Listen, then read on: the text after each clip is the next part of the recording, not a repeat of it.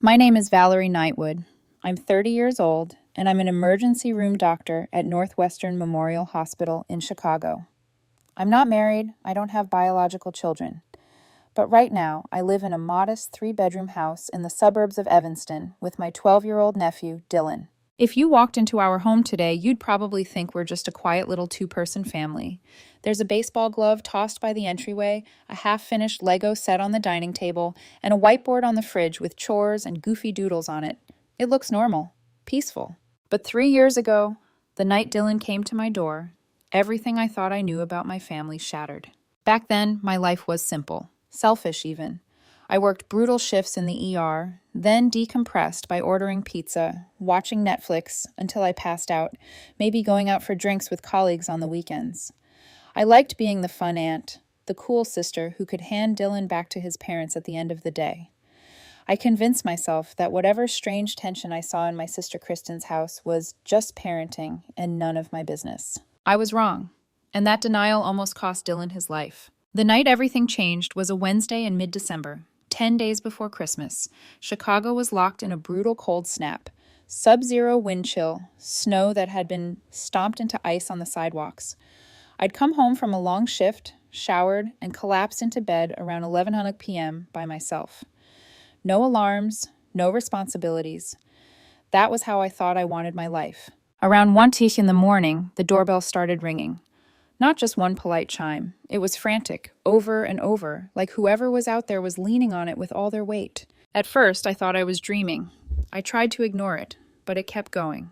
An insistent, jittery sound that cut through my exhaustion and pushed my heart rate up. I swung my legs out of bed, shivering as my feet hit the cold floor. No one had ever come to my house at this hour in the 5 years I'd lived there. That alone told me something wasn't right. On my way to the door, instinct kicked in.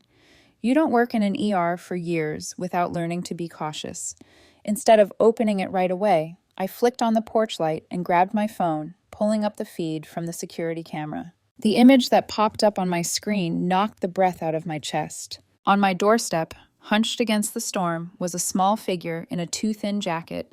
His arms were wrapped around himself, shoulders shaking violently. Snow clung to his hair and eyelashes. His face was pale, lips nearly purple. It was Dylan, my 9-year-old nephew. For a second, my brain refused to connect the dots. Dylan, at my house, at 1:00 a.m., alone, in this weather. Then adrenaline took over. I dropped my phone and yanked the door open. The frozen air slapped me in the face, but Dylan only took one stumbling step forward before his eyes rolled back. He tried to speak, his teeth chattering so hard it made a clicking sound. "Aunt Val, I'm so cold, I'm scared." His knees buckled. I lunged forward and caught him before he hit the ground. I've seen a lot in the ER. Car wrecks, overdoses, heart attacks. But nothing tightens your chest like feeling a child's body limp in your arms. The moment my hands touched him, training took over. His skin was icy and waxy. His lips, a dull bluish hue. His fingers were stiff, nails discolored. His whole body trembled in these weak, jerky spasms that told me his core temperature had dropped dangerously low. Severe hypothermia. I kicked the door closed behind us and rushed him to the couch. My hands were steady the way they always are when someone else's life is on the line, but inside, a different part of me, the aunt, the sister, was screaming. I stripped off his soaked shoes first, then his socks, then layer after layer of wet clothing. Each piece clung stubbornly to his skin, frozen at the edges. I had to peel his jeans away like I was tearing fabric from ice. "I'm here, Dylan. I've got you," I kept murmuring, mostly for myself. "You're safe now, I promise. You're safe." I wrapped him in my thickest wool blanket, tucking it around his small body, then cranked the thermostat up to 72 degrees. You never blast a hypothermic patient with direct heat, no hot baths or heating pads on cold skin. You warm them gradually from the core. I knew that. I'd done it 100 times in the hospital. But this was my nephew, lying unconscious on my couch at 1 in the morning, so those medical steps suddenly felt terrifyingly fragile. 10 minutes passed. His body still shook uncontrollably. His eyes stayed closed, breath shallow and uneven. I could feel my own hands starting to tremble now, not from cold, but from the realization that what I could do at home might not be enough. I grabbed my phone with shaking fingers and dialed 911. "This is Dr. Valerie Knightwood," I said, forcing my voice into the flat, professional tone I'd perfected over the years. "I have a 9-year-old child with suspected severe hypothermia. He needs an ambulance immediately." The operator stayed calm, asked the right questions, told me help was on the way. But when I hung up, the house felt too quiet, too small for the panic ricocheting around in my chest. That's when another thought hit me, sharp and ugly. Where were his parents? I looked down at Dylan's pale face, at the tiny freckles scattered across his nose, at the way his hair stuck to his forehead in damp curls. He had walked here, in this weather, alone. 3 miles, in a snowstorm. I grabbed my phone again and hit the contact labeled Kristen, Sis. The phone rang and rang and rang. No answer. I called again and again. On the 5th try, she finally picked up. Her voice came through alarmed, upset. No, not alarmed, irritated. "Valerie, why are you calling me at this hour?" I swallowed down the anger and fear and tried to keep my words clinical, factual. "Kristen, listen to me carefully. Dylan is at my house. He's in severe hypothermia. I've called an ambulance. We're going to—" "What's he doing there?" she snapped, cutting me off so sharply that I went silent. "You deal with him." And then she hung up. No, is he okay? No. Is he alive? Just irritation and a click. I stared at my phone, the empty screen reflecting my own stunned expression back at me. Somewhere in the background, the heater hummed. Dylan whimpered in his sleep and curled in on himself. I called her again, straight to voicemail. I switched to Adam, her husband. He declined the call after the second ring. The anger that rose in me was nothing like what I showed patients' families when they lashed out in grief or fear. This was a hot, bitter rage that tasted like metal on my tongue. A 9-year-old child had just walked through a frozen city to my house, and his parents were acting like I'd called about a late Amazon package. In that moment, sitting on the floor beside my shivering nephew, I felt something in me shift. The version of me that always excused Kristen's harsh tone. That told myself, she's just strict, every family has problems, stay out of it. That version started to crack. I looked at Dylan and thought, if I send him back there, he might not survive the next lesson. 10 minutes later, I heard the ambulance siren outside and rushed to open the door. The paramedics swept in, efficient and focused. They checked Dylan's vitals, confirmed what I already knew, dangerously low body temperature, unstable but salvageable. "Are you family?" the female paramedic asked. "Yes," I said. "I'm his aunt. I'm also an ER doctor here in Chicago." They loaded him onto the stretcher. I grabbed my keys, locked the house, and followed them in my car through the dark, icy streets to the hospital where I'd spent countless nights saving strangers. That night, my own family became the emergency. At the hospital, I wasn't on shift, and by regulation, I wasn't allowed to treat Dylan myself, so I sat in the waiting area like any other anxious relative. The fluorescent lights were too bright. The clock on the wall seemed to tick slower than usual. After about 40 minutes, the doors swung open and my colleague, Dr. Bennett, stepped out.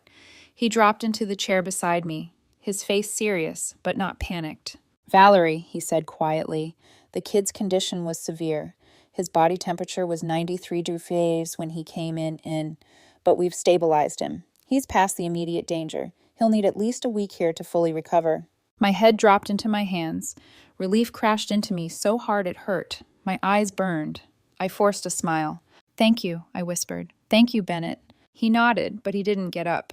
Instead, he studied my face for a long moment. "Val, what happened to him?" So I told him. About the doorbell at 1:00 a.m., about the security camera image that had nearly stopped my heart, about Kristen's cold dismissal, Adam declining my calls. By the time I finished, Bennett's jaw was clenched. His usual tired ER expression had hardened into something else entirely. "Valerie," he said finally, his voice low and firm, "we need to call the police and CPS. Leaving a 9-year-old out in these conditions, ending up with hypothermia, that's not bad parenting. That's abuse." I knew he was right. Hell, if this had been any other patient, I would have been the first person to say those exact words. I'd filled out mandatory reporting forms before. I'd testified. I knew the protocol. But this time, the abusers weren't strangers. They were my sister and brother-in-law, people I'd spent holidays with, people whose wedding I'd toasted, people who shared my parents, my childhood memories, my family album. If I made that call, there would be no going back.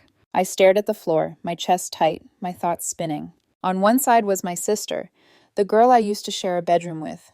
The person who'd held my hand when I was scared of thunderstorms. On the other side was Dylan, small, shaking, and completely alone, except for me. Bennett's hand landed on my shoulder. "Valerie," he said quietly, "I get that this is complicated, but this is a hospital. We're mandated to protect the child. If you don't make the call, I have to." He paused, then added, "I'm giving you 1 minute. Are you going to call the police or do I?" The hallway seemed to narrow around me. For a moment, I heard nothing but the distant beeping of monitors and the rush of blood in my ears. Then, slowly, I reached for my phone. My fingers trembled as I dialed 911 for the second time that night. When the operator answered, I swallowed hard and forced the words out. "My name is Dr. Valerie Knightwood. I'm at Northwestern Memorial Hospital with a 9-year-old child who was abandoned in life-threatening conditions. I need to report suspected child abuse." As I spoke those words, I knew there was no turning back. I had just chosen my nephew over my sister, and this was only the beginning. When you work in an ER, you get used to long, sleepless nights. There's a rhythm to it: adrenaline, paperwork, a quiet lull, then the next crisis. But that night, after I reported my own sister for child abuse, there was no rhythm. Just the slow ticking of the clock and an emptiness in my chest that no amount of coffee could fill. The police arrived about half an hour after my call. 2 officers in dark uniforms, a man and a woman, walked down the corridor toward me. They looked tired, like they'd already seen too much tonight, but their eyes were sharp. "Dr. Knightwood?" the female officer asked. I nodded and led them to a small conference room near the emergency wing. The overhead fluorescent lights buzzed softly as we sat down at a round table, me on one side, both officers across from me, their notebooks already open. I told the story from the beginning. How the doorbell had jolted me awake at 1:00 in the morning, the security camera footage of Dylan shaking on my porch, his body temperature, his blue lips, the way he'd collapsed, the phone calls to Kristen and Adam, the indifference, the declined calls. The male officer's jaw clenched slightly when I described Kristen's reaction. "You deal with him," and how she'd hung up. The female officer's pen slowed when I mentioned that Dylan had walked nearly 3 miles through heavy snow. They asked very precise questions. What time exactly did the doorbell ring? How long between your 911 call and the ambulance's arrival? Has Dylan ever come to you before about problems at home? That last question hung in the air. "Yes," I admitted slowly, "but not like this. He's always been quiet, too careful. Sometimes he'd flinch when Kristen raised her voice. Sometimes he'd say he didn't want to bother Mom and Dad. I told myself he was just a sensitive kid. I didn't want to believe there was more to it." The female officer gave me a look that was both professional and strangely human, as if to say, "You're not the first person who didn't want to see the signs." After they took my statement, I guided them to the nurse's station. A quick request, a few signatures, and they had printed copies of Dylan's chart. The dangerously low body temperature, the notes about exposure, the physician assessment. The male officer studied the numbers, his expression going from concern to grim. "This isn't just a kid who forgot his jacket," he muttered. No, it wasn't. And that was the part that made my stomach churn. By 3:00 a.m., Dylan had been moved from the ER to the pediatric intensive care unit. I followed his bed down the hallway, the wheels of the gurney squeaking softly against the floor. Once he was settled in, I pulled a hard plastic chair close to his bedside and sat down. His skin felt warmer now, but he still looked fragile, swallowed by hospital blankets and wires. A monitor beeped steadily at his side, charting his heart's stubborn insistence on staying alive. I took his hand in mine. His fingers twitched slightly, then relaxed. "I'm here," I whispered. "I'm not going anywhere." At some point, exhaustion dragged me under. I must have fallen asleep with my forehead resting on the edge of the mattress, still holding Dylan's hand. My neck ached, my back was stiff, but I didn't move. Part of me was terrified that if I let go, he'd disappear, that I'd wake up and it would all turn out to have been some bizarre nightmare. It wasn't. Around 7 a.m., I heard a small, hoarse voice say, "Aunt Val?" I jerked awake, disoriented for a second. The harsh hospital light, the beeping monitors, the antiseptic smell, and then Dylan's face, pale but awake, eyes hazy and confused. "You scared me," I breathed, sitting up. I pressed the call button for the nurse. "How are you feeling?" "Tired," he whispered. "Cold, but not like before." Nurse Monica walked in a minute later, all efficient warmth and practiced concern. She checked his temperature, listened to hear his heart, murmured encouragement. Body temperature's back in the normal range, she said, scribbling notes. Heart rate and blood pressure are stable. He's not out of the woods yet, but this is a very good sign, Dr. Knightwood. I thanked her, my shoulders sagging with relief. The moment she left, a fresh wave of anger and confusion washed over me. I picked up my phone and stared at Kristen's name. I hit call. No answer. I tried Adam. Straight to voicemail. Fine. If they would not pick up, there were still other people who should have been here. People who would care. I called my mom. She answered on the third ring, her voice thick with sleep. Valerie, it's so early. What's wrong? Mom, I said, trying to keep my tone steady. I'm at the hospital with Dylan. He had severe hypothermia last night. He's stable now, but he has to stay here for a while. There was a pause, then a sharp inhale. What? How did that happen? I gave her the short version. I didn't mention Kristen's phone call or Adam declining mine. Not yet. Part of me still wanted to protect them. Part of me still wanted my parents to believe I wasn't just dragging our family into some drama for no reason. Mom's voice wobbled. Your father and I will come right away. 15 minutes. 15 minutes. Okay, I said softly. Dylan will be happy to see you. When I hung up, I let myself feel a small, fragile flicker of hope. Whatever Kristen and Adam had become, my parents would care. They'd show up. They'd sit by Dylan's bed and stroke his hair and ask him if he wanted ice chips and cartoons. 15 minutes passed. Then 30. Then an hour. I checked my phone again. No missed calls. No messages. My lips pressed into a thin line. I called Mom back. No answer. Dad. Rings. No answer. I looked at Dylan. He was awake now, staring at the door with a strange mix of hope and expectation, like he was already rehearsing disappointment in advance. Grandma and Grandpa said they're coming, right? He asked quietly. I forced a smile. Yeah, they said that. He nodded and turned his gaze back to the doorway. Minutes crawled by. Nurses came and went. Monica adjusted his IV. A tech checked his vitals again. The door opened and closed, but it was never them. By the time 10 o'clock rolled around, the hope in Dylan's eyes had dulled. He didn't ask about his grandparents again. He just lay there, staring at the ceiling, as if he'd seen this pattern before. I wanted to scream. Instead, I swallowed the anger and stayed by his side, adjusting his blanket, offering him sips of water. Around 10 o'clock a.m., the two officers from last night returned, this time with a woman I hadn't seen before. She was in her 40s, with tired eyes and a calm, steady presence. She wore a CPS badge clipped to her blazer. Good morning, Dr. Knightwood, she said softly. I'm Sarah Thompson with Chicago Child Protective Services. She turned to Dylan and her voice shifted, gentler, warmer. Hi, Dylan. My name is Sarah. How are you feeling today? Dylan glanced at me, anxiety flickering in his eyes. I squeezed his hand. It's okay, I murmured. She's here to help you. He nodded slightly. A little better, he said. Sarah pulled a chair closer to his bed. The officers stood a bit farther back, giving him space. Dylan, she said, I need to ask you some questions about what happened last night. You're not in trouble. We just want to understand so we can keep you safe. Can you talk for a bit? He hesitated, then nodded again. What happened before you went to your Aunt Valerie's house? Dylan's eyes lowered to the blanket. His fingers picked at a loose thread. Mom said I stole money, he whispered. $200 from her purse.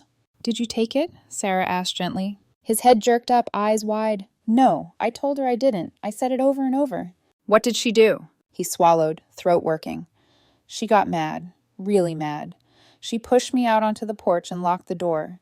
She said I had to stay there and think about what I'd done. The words were simple, almost bland, but they landed in my chest like stones. What time was that, Dylan? The female officer asked quietly. Around 7, he said. It was dark, cold. Did you try to go back inside? Sarah asked. I knocked. His voice trembled. A lot. I called out. I saw them through the window once. Mom was on the couch. Dad was in the kitchen. They looked at me, but they didn't open the door. I felt my fingernails biting into my palm. I hadn't even realized I'd clenched my fists. How long were you outside? I don't know, he whispered.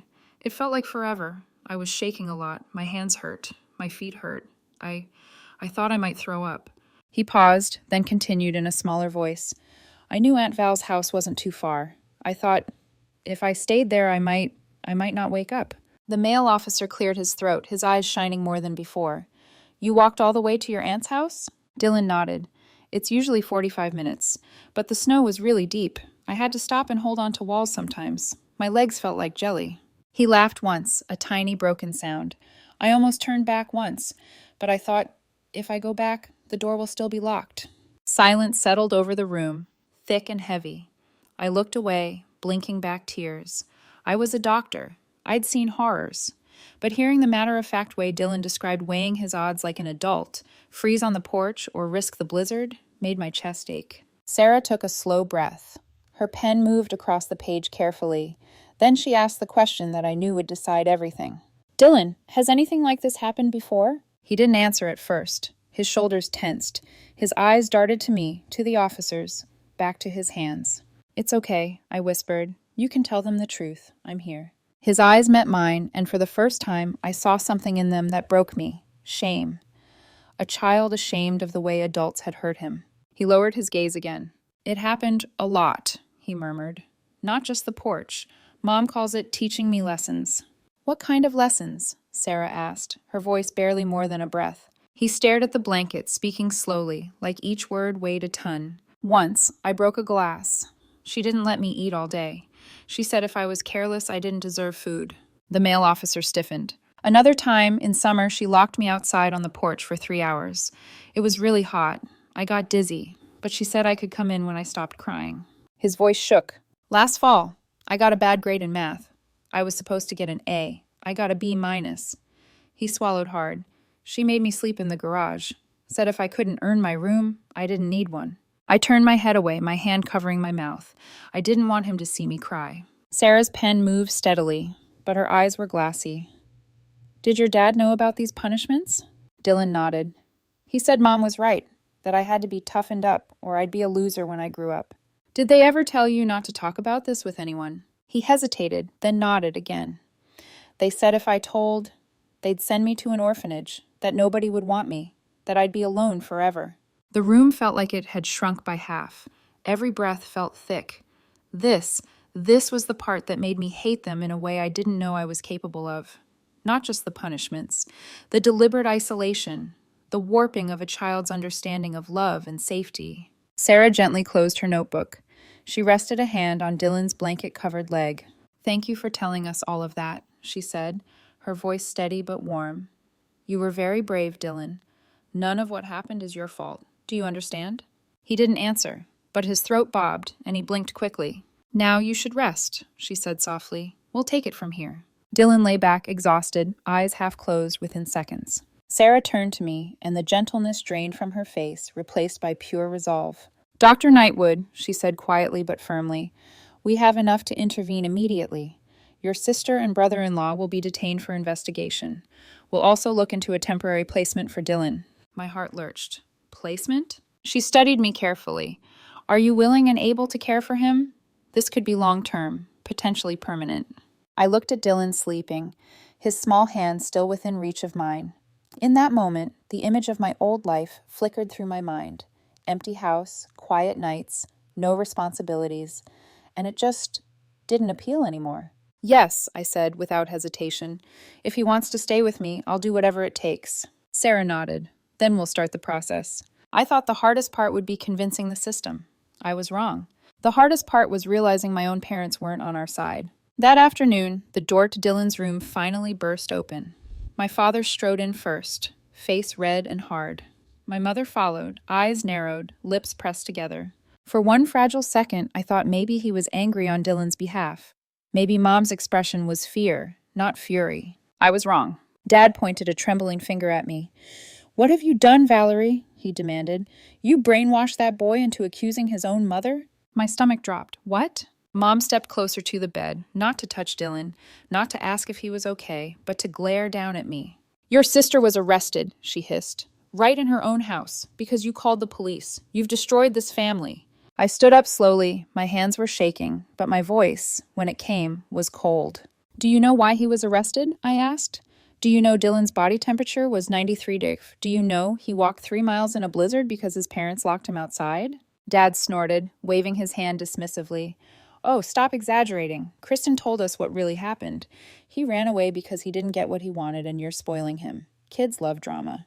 Body temperature below 93 degrees isn't drama, I snapped. It's almost a death sentence.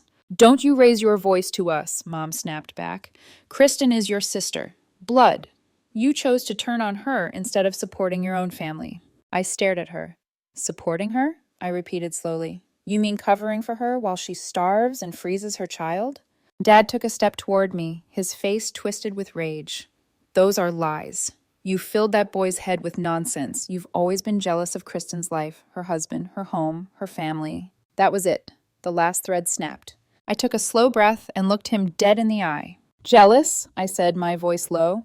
You think I'm jealous of a family that treats a child like trash?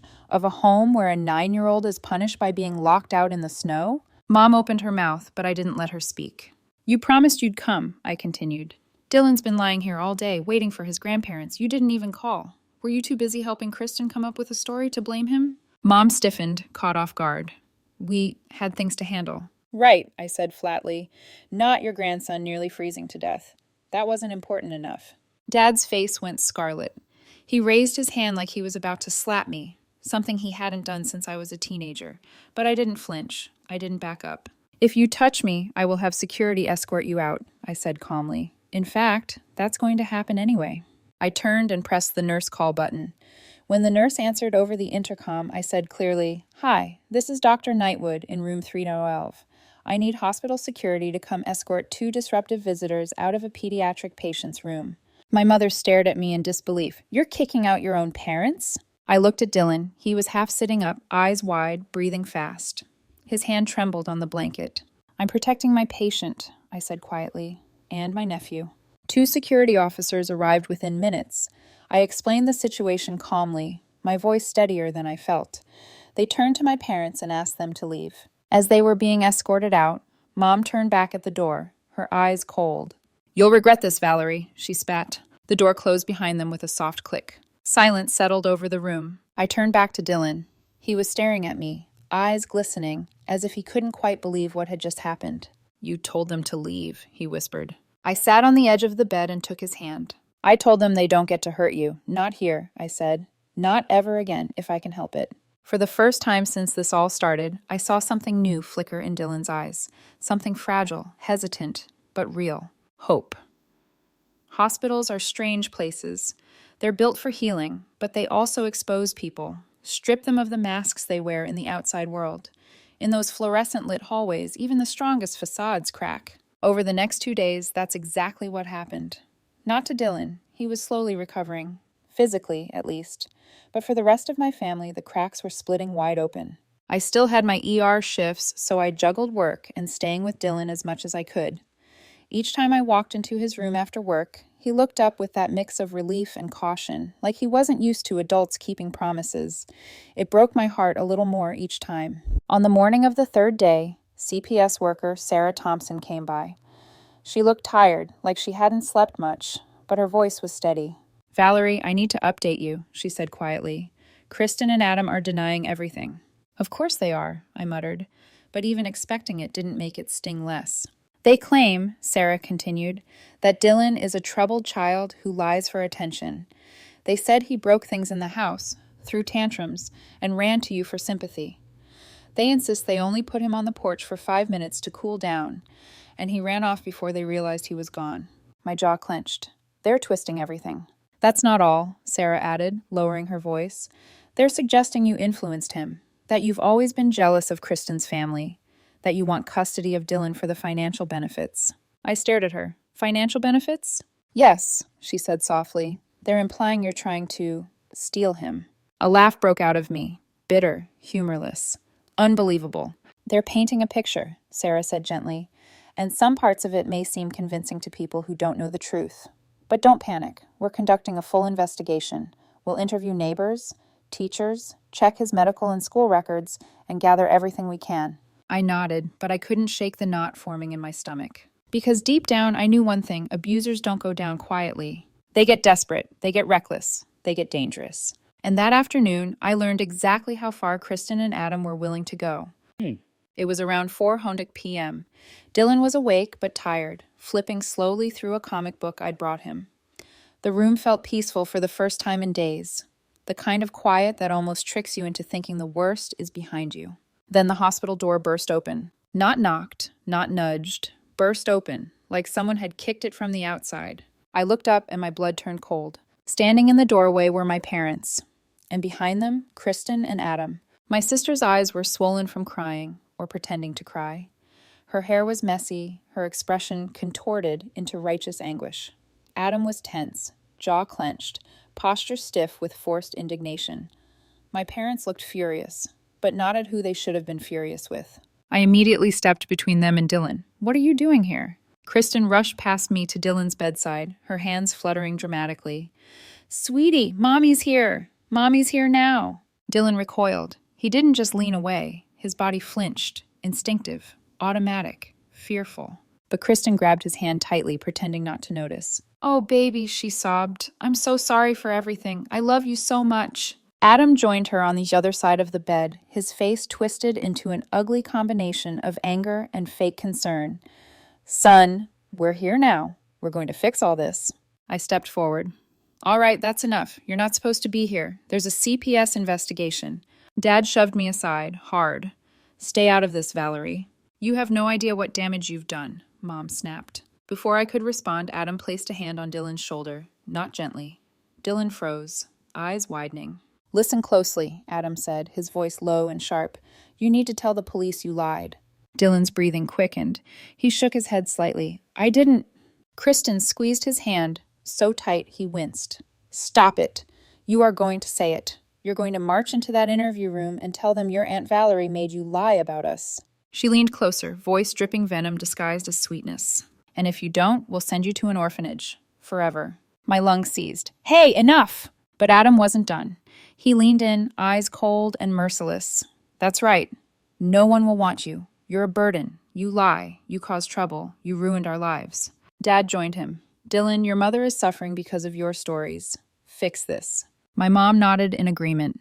You don't want your parents in jail, do you? The air thickened. Dylan trembled. His lower lip quivered. He looked at me, desperate, terrified, silently begging for help. Something in me snapped, and I laughed. Not a happy laugh. A bitter, hollow, cold laugh that cut through the room. Kristen whipped her head toward me.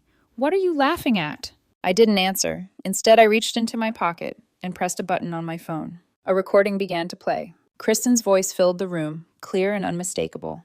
You're going to tell the police you lied. If you don't do what I say, we'll send you to an orphanage. Adam's voice followed. No one wants to raise a lying kid like you. You'll be alone there forever. Silence. Horrified, suffocating silence. Kristen's face drained of color.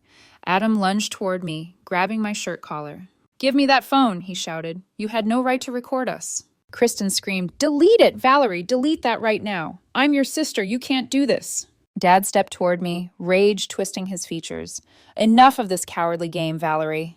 But I didn't flinch. I didn't step back. I didn't break. I held my phone high in one hand and pressed the nurse call button with the other. Security, I said calmly into the intercom. Room 312, now.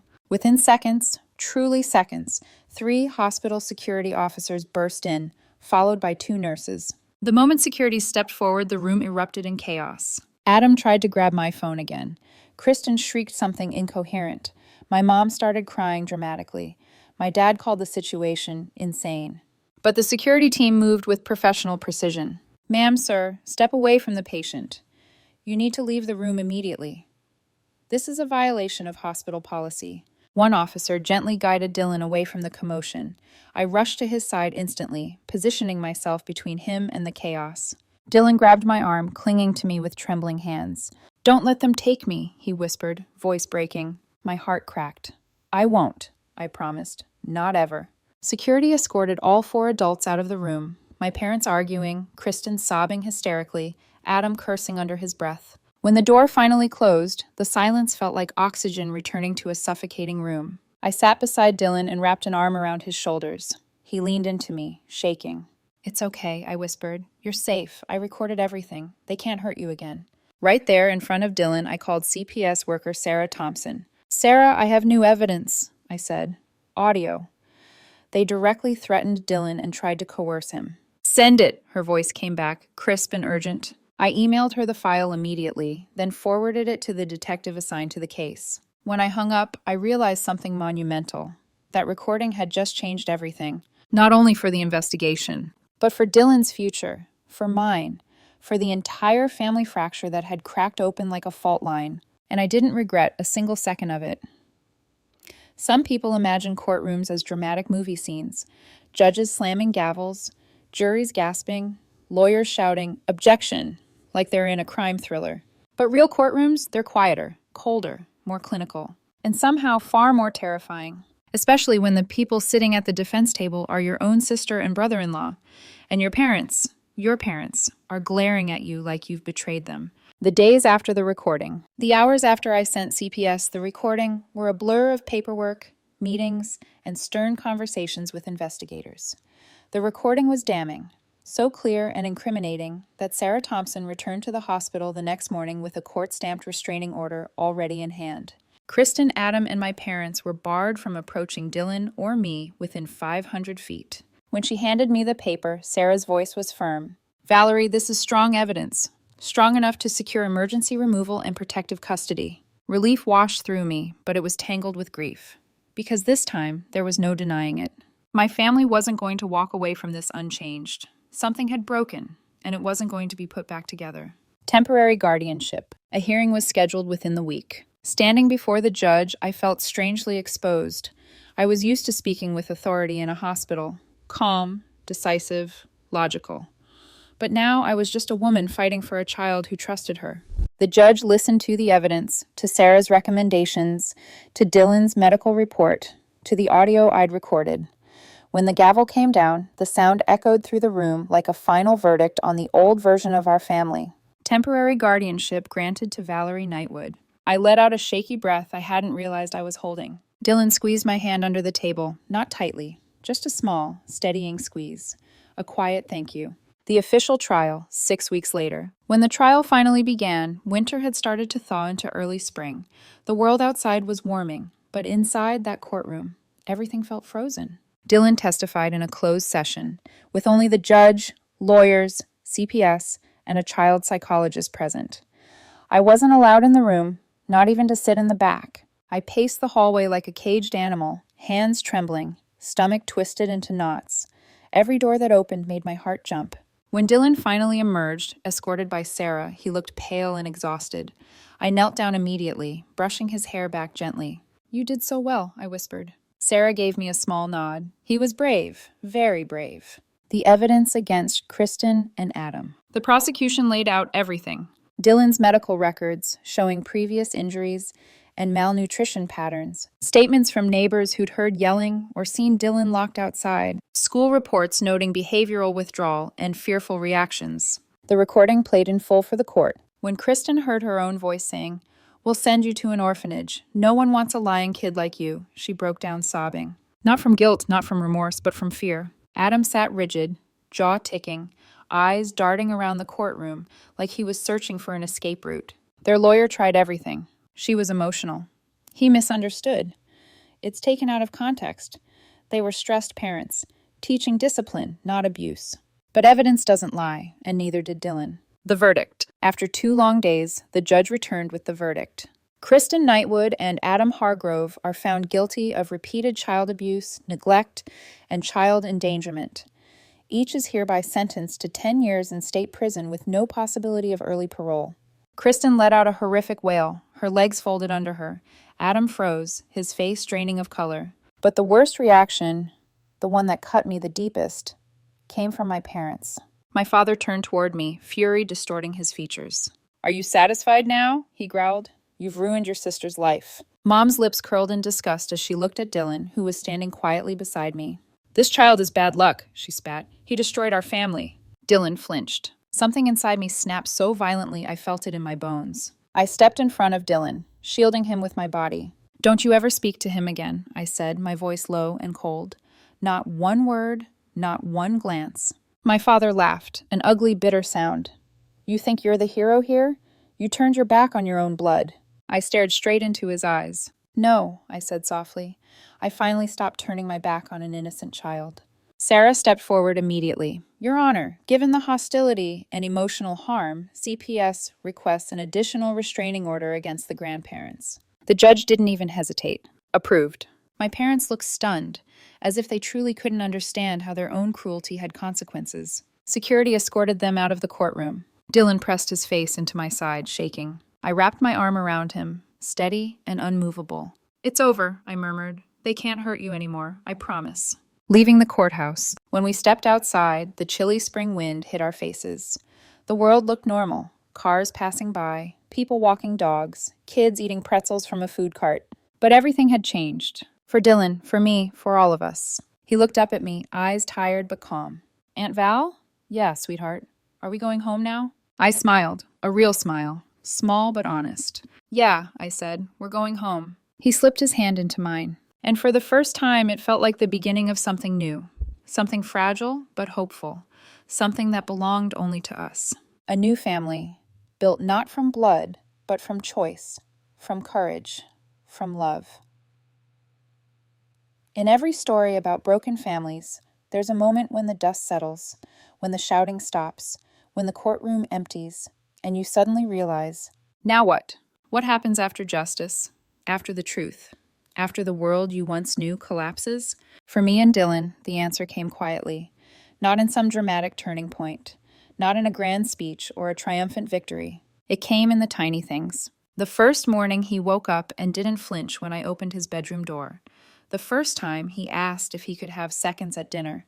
The first time he laughed, really laughed, at a silly commercial on TV. That's what healing looks like. Not loud, but real and earned. Permanent guardianship. 2 weeks after the trial, I stood in front of the same judge again, but this time, the air felt different. Dylan wasn't sitting with a CPS worker or behind a closed-door session. He was right beside me, wearing his slightly too big button-up shirt, his hair combed neatly to the side. He held my hand the whole time, not tightly, but deliberately, like a choice. When the judge signed the final papers, he looked up at us and said, Ms. Knightwood, you are now Dylan Hargrove's permanent legal guardian. I didn't cry. Dylan didn't either. But when we walked out of the courthouse into the gray Chicago afternoon, he suddenly stopped, tugged on my sleeve, and whispered, Can I live with you forever? I knelt down, brushed a piece of hair off his forehead, and smiled. Of course you can, I said. I wouldn't want it any other way. He nodded once, firmly, and walked toward the car with a quiet confidence I hadn't seen in him before. 3 years later. If you came to our house today, you'd barely recognize the boy Dylan used to be. He's 12 now, taller, stronger, healthier. He plays baseball, has a friend group that fills our house with noise and muddy sneakers, and has a habit of leaving cereal bowls everywhere except the sink. He texts me memes during school pickup. He rolls his eyes when I remind him to wear a jacket. He laughs loudly when our dog Walnut steals his socks. He is, in every way, a normal kid again. But some scars don't vanish. They just fade. And on some nights when the house is quiet, Dylan still knocks on my bedroom door. Can I talk? He whispers. Always, I say yes. Sometimes we sit on the couch with hot chocolate. Sometimes we talk in the hallway, leaning against the wall.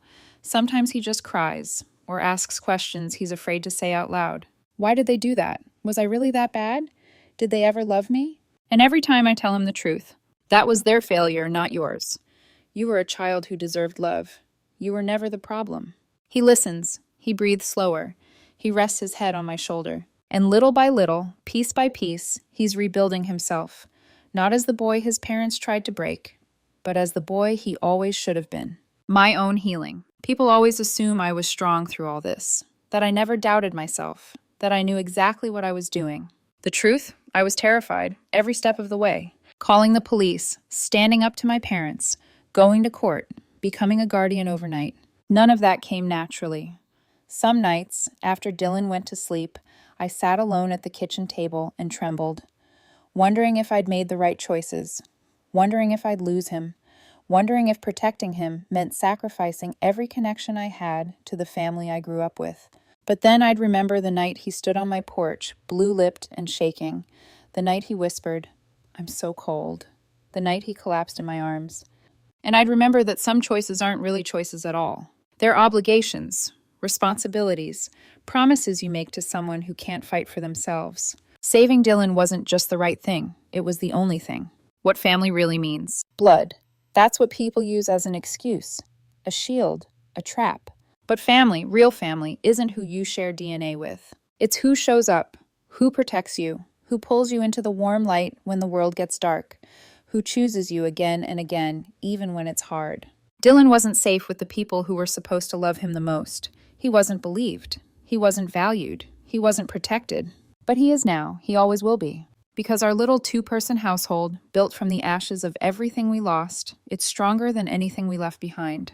A message to you. If you've made it this far, I want to leave you with one question. If you were in my position, Jay, would you have called the police or would you have stayed silent to keep the peace?